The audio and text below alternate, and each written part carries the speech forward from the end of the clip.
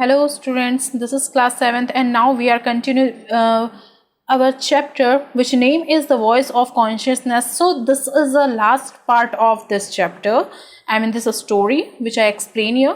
So now let's get started. So when the panchayat has assembled, Samju was invited to suggest a name for the chair of Panch. तो यहाँ पर जब जैसे ही पंचायत जो है वो असेंबल होती है तो जो समझू है वो किसका नाम मतलब कि सजेस्ट करता है यहाँ पे वो जो समझू जो है वो किसका नाम सजेस्ट करता है यहाँ पे जुम्मन का. So sensing an opportunity he suggest Jumman's name, Jumman का नाम अलाउ कर लेता है. वो Algu was clearly dismayed at the prospect of Jumman's hearing his spiel. तो यहाँ पर जो अलगू चौधरी है वो बहुत ज़्यादा ही मतलब कि डिसमे मतलब कि यानी कि बैड फील करता है क्योंकि उसे लगता है कि जो जुम्मन है वो ऑलरेडी मतलब फ्रेंड तो है बट वो उससे अच्छे से बात नहीं करता है. सो दैट वो मतलब जो भी हियरिंग करेगा, जो भी फैसला लेगा वो उसके अगेंस्ट में ही करेगा. But he felt he could not get a favorable verdict from his friend who had become a foe. Foe that means क्या होता है students? Enemy होता है by then. So with fear and nervousness he awaited the punch verdict. तो अब मतलब दोनों क्या हो चुके हैं, मतलब दोनों एक दूसरे के दुश्मन बन चुके हैं जब से वो जो खाला वाला केस हुआ था उसके बाद से. तो यहाँ पर वो जो पर्सन है मतलब कि जो अलगू चौधरी है वो काफ़ी मतलब सैड हो जाता है, नर्वस हो जाता है और वेट करते रहता है कि ठीक है जो भी पंचों का जो वर्डिक्ट आएगा उसके अकॉर्डिंग ही वो उसको क्या करना पड़ेगा, एग्री हो जाएगा उससे. ठीक है. So for Jumman it was a big call of consciousness. So what is the meaning of big call of consciousness? So students, the meaning of the big call of consciousness is the inner sense of what right or wrong. मतलब कि inner sense मतलब कि उसके अंदर से क्या आवाज़ आती है कि क्या सही है और क्या नहीं है. He thought I surely can't undermine I reputation of the punch by lighting my vengeful मतलब कि क्या होता है, बदले की जो आग है. तो वो बोलता है कि ठीक है मेरी जो बदले की आग है मतलब कि जो मेरा जो झगड़ा है वो किससे है, अलगू चौधरी से है, लेकिन आज मैं किस में बैठा हूँ, एक पंच की कुर्सी में बैठा हूँ. ठीक है. और उसके मतलब अंदर से आवाज़ आती है कि मुझे यहाँ पर बैठ के हुए इसकी रेपुटेशन का, इसकी मान सम्मान का ख्याल रखना चाहिए ताकि लोग आगे भी उसका विश्वास कर सके. तो ये इसकी इनर वॉइस रहती है. सो वो क्या डिसाइड करता है, माई सेंस ऑफ जस्टिस मतलब कि वो जस्टिस के अकॉर्डिंग के इंडिकेट करता है.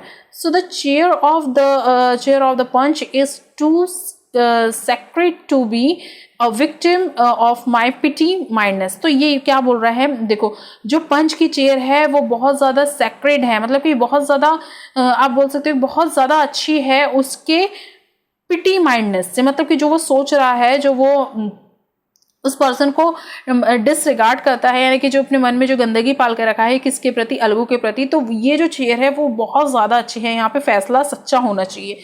So after hearing both men, Jumman Sheikh pronounced the verdict. Samju Sahu must compensate Algu by giving him the full price of the bullock that had been agreed upon. तो यहाँ पर जब फिर जो जुम्मन को बुलाया जाता है और फिर उसको बोला जाता है कि आप समझू साहू के फेवर में कुछ बोलो, तो यहाँ पे वो जो समझू साहू के फेवर में ना बोलते हुए ये बोलता है कि उसको कंपनसेट मतलब कि कुछ ना कुछ हर्जाना. देखो कंपनसेट की मीनिंग यहाँ पे क्या दी हुई है, to pay someone to exchange in something damaged और लॉस्ट. मतलब कि जब भी हमको पे करना होता है, जब भी मतलब कि हमसे कुछ मतलब कि डैमेज हो गया होता है या फिर हमसे कोई नुकसान हुआ होता है तो फिर उसके बदले में आपको कंपनसेट देना पड़ता है. So that's called the compensate. मतलब कि इसको एग्जैक्ट हिंदी मीनिंग देखें तो इसका हिंदी मीनिंग क्या होता है, हर्जाना. ओके.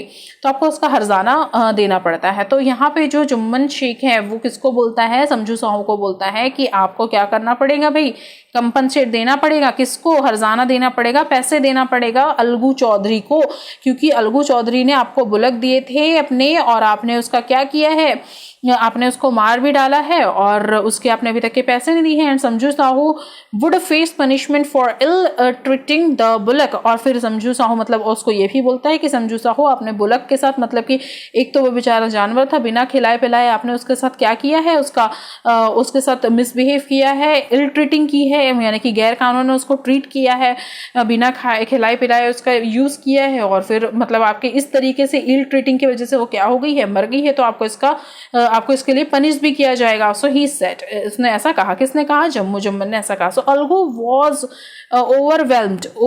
जो अलगू है वो ओवरवेल्म्ड हो जाता है, मतलब फील वेरी स्ट्रॉन्ग इमोशंस यानी कि वो बहुत ज़्यादा शर्मिंदा हो जाता है with Joy at this decision, मतलब कि जो अलगू चौधरी है वो यानी कि वो कुछ बोल नहीं पाता है जिस टाइप से, और वो मन के मन में इस डिसीजन से जॉय भी करते रहता है, यानी कि खुश भी होता है। किससे खुश होता है? अपने फ्रेंड जुम्मन से खुश होता है।